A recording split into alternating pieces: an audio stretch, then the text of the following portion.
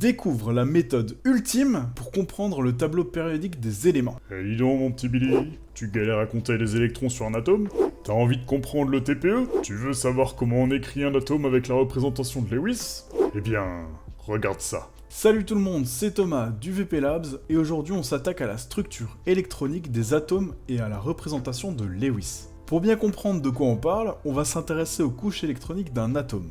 Les électrons, comme tu l'as vu sans doute au collège, gravitent autour du noyau de l'atome. Mais pas n'importe comment, ils sont sur des couches. Ils ont des couches! Ces couches sont réparties par numéro, couche 1, 2, 3, ou par lettres, K, L, M, etc. Et pour changer de couche, les électrons ont besoin d'énergie. Mais ce n'est pas tout, il y a entre ces couches des sous-couches qui se remplissent au fur et à mesure, comme tu peux le voir sur le diagramme. Cependant, et ça marche un peu comme pour les bébés, quand la sous-couche est pleine, il ne peut plus y avoir d'électrons. On dit que la sous-couche est saturée. Les sous-couches prennent les notations S, P, D, etc. Et ne t'inquiète pas, on n'ira pas trop loin dans les sous-couches pour cette vidéo. Il existe une façon très rigoureuse pour remplir les sous-couches. C'est toujours dans cet ordre. 1S, 2S, 2P, 3S, 3P.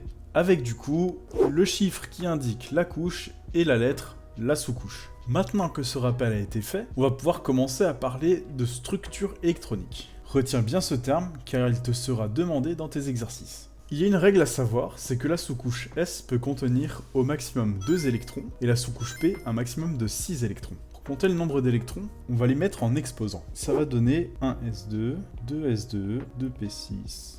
etc. Par exemple, on prend un atome de carbone, de numéro atomique Z égale 6. Comme c'est un atome, il a autant de protons que d'électrons. Donc, il a 6 électrons et sa structure électronique s'écrit par conséquent 1s2, 2s2, 2p2. Si on additionne les exposants, on retombe bien sur notre numéro atomique. La couche n'étant pas saturée, on l'appelle la couche de valence. Elle y contient des électrons de valence qui sont au nombre de 4. Les 2 de S et les 2 de P. Les atomes qui n'ont pas une sous-couche saturée sont des atomes qui auront tendance à se transformer en ions ou à former des molécules, pour avoir une structure se rapprochant du gaz rare le plus proche. Intéressons-nous maintenant à la logique derrière le tableau périodique des éléments. Je vais seulement prendre la partie haute du tableau, tu verras le reste plus tard. Alors ça c'est le tableau simplifié. On a la période qui correspond au nombre de couches, donc les lignes. Les colonnes qui correspondent au nombre d'électrons dans la sous-couche, et les familles notées plus bas. Là, on lit bien que tous les atomes de la colonne numéro 2 ont des sous-couches qui vont jusqu'à S2. Et si tu prends la ligne numéro 2,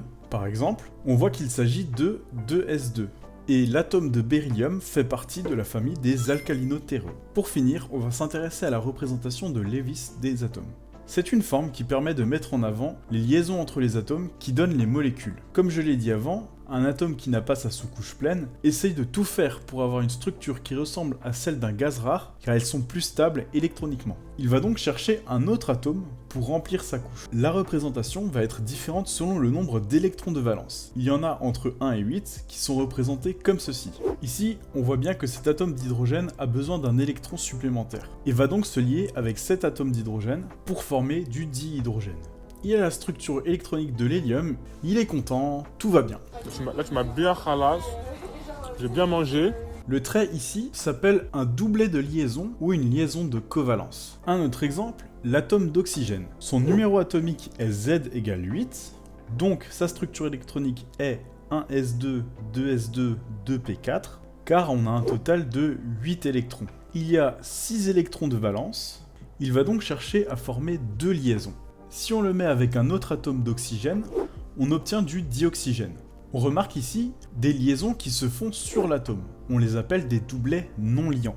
Voilà, tu as maintenant de bonnes bases sur le rôle des électrons et sur la lecture du tableau périodique des éléments. Si tu souhaites en savoir plus sur la chimie ou la science en général, je t'invite à faire un tour sur mes différentes pages. Tu trouveras le lien de mon Linktree en description et moi je te dis à la prochaine. Allez, ciao!